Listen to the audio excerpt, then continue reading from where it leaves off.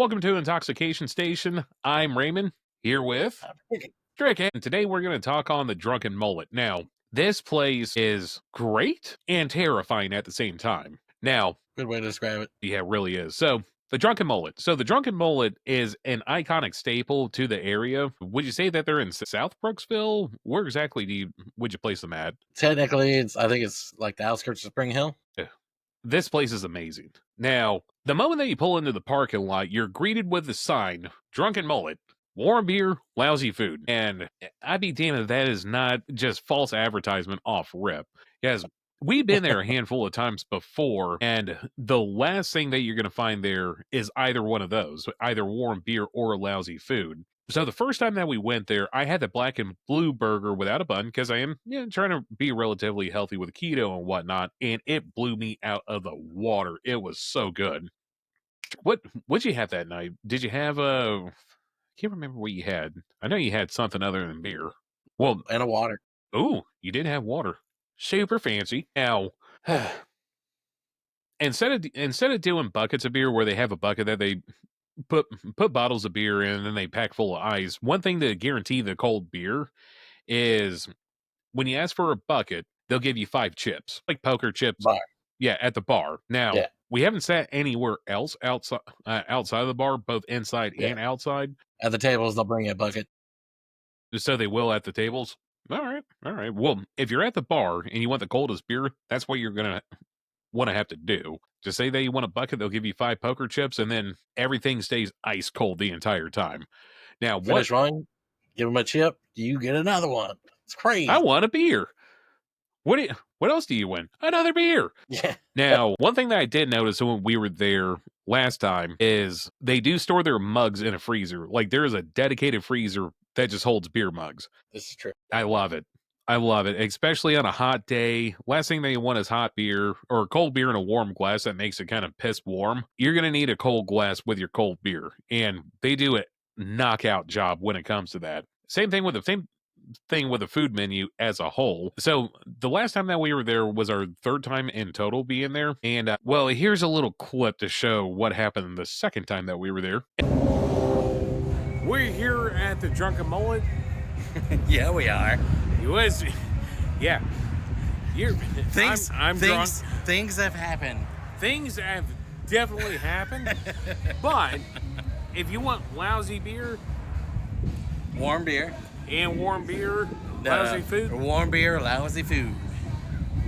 embarrassing, I know. So when we were there the second time, apparently we made a name for ourselves whenever we went there. And in doing so, we got treated like absolute royalty when we went in there, which love it. I'm glad to see that. I'm glad to see that the channel's making something of itself other than, just a bunch of guys going through and looking at different restaurants. So a little bit of notoriety does go a long way, especially when it comes to doing something that we do, which is non-paid reviews of restaurants, bars, distilleries, things of that nature as well. Now, part of the reason why I was in such a bad place last time is we were told something about baby beers. Now, a baby beer consists of some type of liquor with cream floating on top. It's itty bitty. We got pictures of it. It's an itty bitty little shot, and enough of those in a quick enough amount of time will tear you up, as seen in the that. But I mean, aside from that, all around great atmosphere.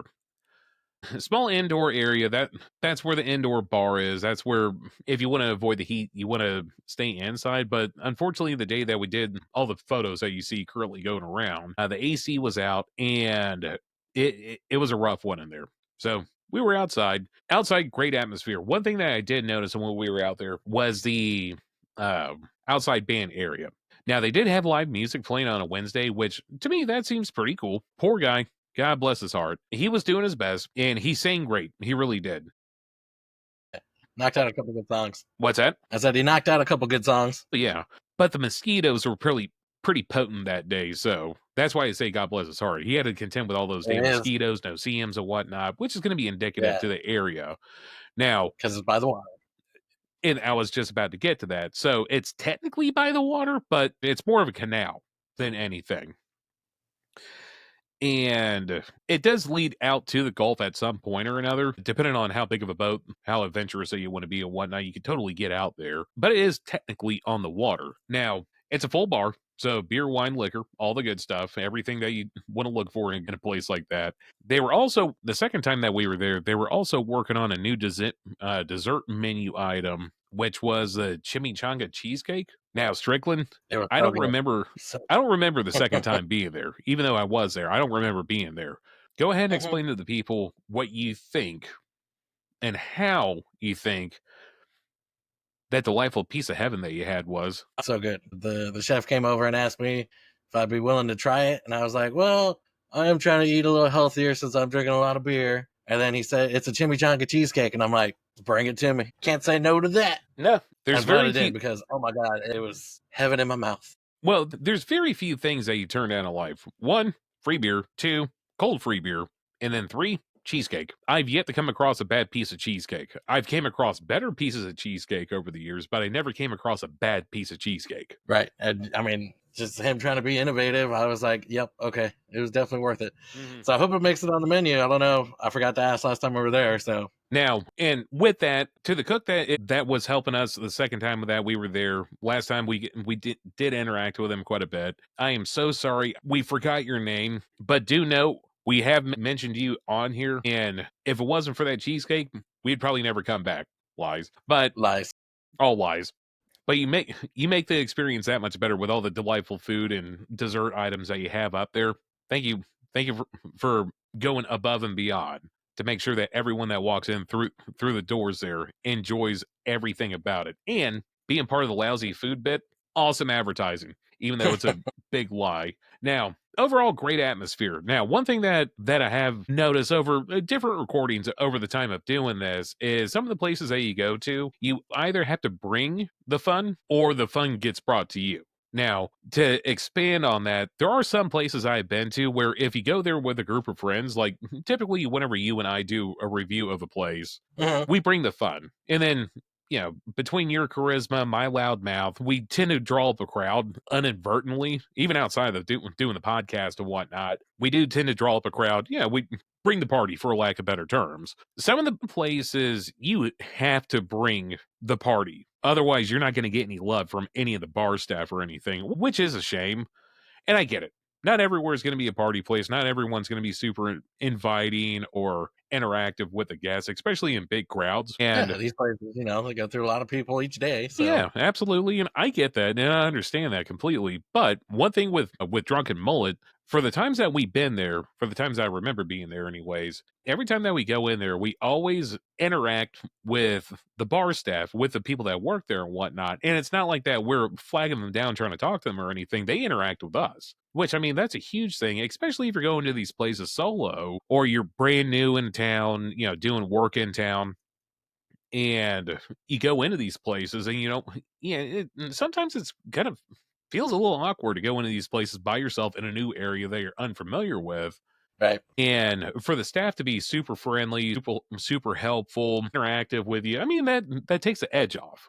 And that's one thing that Drunken Mullet, every time that we've been up there anyways, that's what I've experienced every time, is a very accepting atmosphere of having new people come in, and you can tell who's a regular, who isn't a regular at the same time. So Mhm. definitely one thing I wanted to go through and point out. And in case of other reviews that do come up, they Drunken Mullet's going to be the baseline on customer interaction to make sure that you have a great time. Now, on to the most important part, the bathrooms. There are two of them.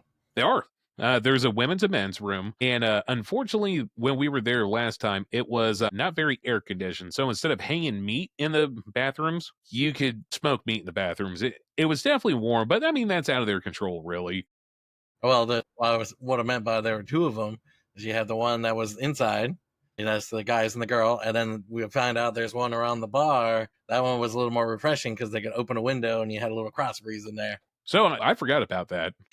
I completely forgot about that. So multiple options in case you need to take a whiz or anything like that. Yeah, because I mean, not everyone's an absolute stud like that. And I mean, overall, I can't speak highly enough of this place. You know, between the great food, very warm atmosphere when it comes to the environment that you're in, the very warm staff that's very accepting of everyone that comes in, the cold beers and great food. Sorry, warm beer and lousy food. If you want to go based upon the sign, definitely a place worth checking out. Make a day trip of it. Make a evening of it. If you have family in the area, try to see. Hey, can we go over to Drunken Mullet? I'm just saying. It's a good starter. It's a good finisher. I mean, I would like to say maybe go there when you're not trash, so you can remember the nice people and the good food there. Well, so, which it bears repeating. Here's another clip of me like super tanked off of baby beers. We here at the intoxication station. Holy shit. Strike. We might be a little intoxicated right now. No, there ain't no little bit. It is very much so. Like I said, super embarrassing. And we were trying our best that day, too, to get a good review in. Oh, yeah, we're going to knock it out of the park. Yeah. How many months ago was that now? That was probably back in April, I want to say. April or May. Yeah. April, May. So by the time this video drops, it's going to be roughly early to mid-August by the time this video drops. So do note, it took us a while to be able to get back out there because bar PTSD is a thing. It really is. But it was all me. It wasn't them over-serving me or anything like that. I apparently know how to handle more than what I should be drinking. And for that, Strick, I do thank you for driving us home that night. You were the responsible one. I wasn't. Which brings up the old adage. When you go out and have fun with friends, drink responsibly. Make sure that you have a designated driver or have an Uber and or rideshare, whichever one's going to be cheaper. That's what I tend to go with. And make sure to tip everyone along the way, whether it be the bar staff, driver, whatever the case may be. Just be responsible out there. Oh yeah, no, I had a baby beer. And I'm like, well, I better slow it down. Mm-hmm. They were tasty. My God, they were tasty. No, well, I mean, you ordered a couple more already, and I'm like, well, I see how this night's going. I'm gonna, like, can I get a water? Yeah, that night went down the tubes real quick. Like, real quick. But with that being said, I'm Raymond with Intoxication Station. Jerky! And we'll catch you on the next episode. And we may have an event coming up soon. So keep in tune with the social media pages. Follow us on Facebook, Instagram, and TikTok. I believe we have a thread page out there. Not sure 100%. But keep up to date with us that route. And with that, we'll see you on the next episode.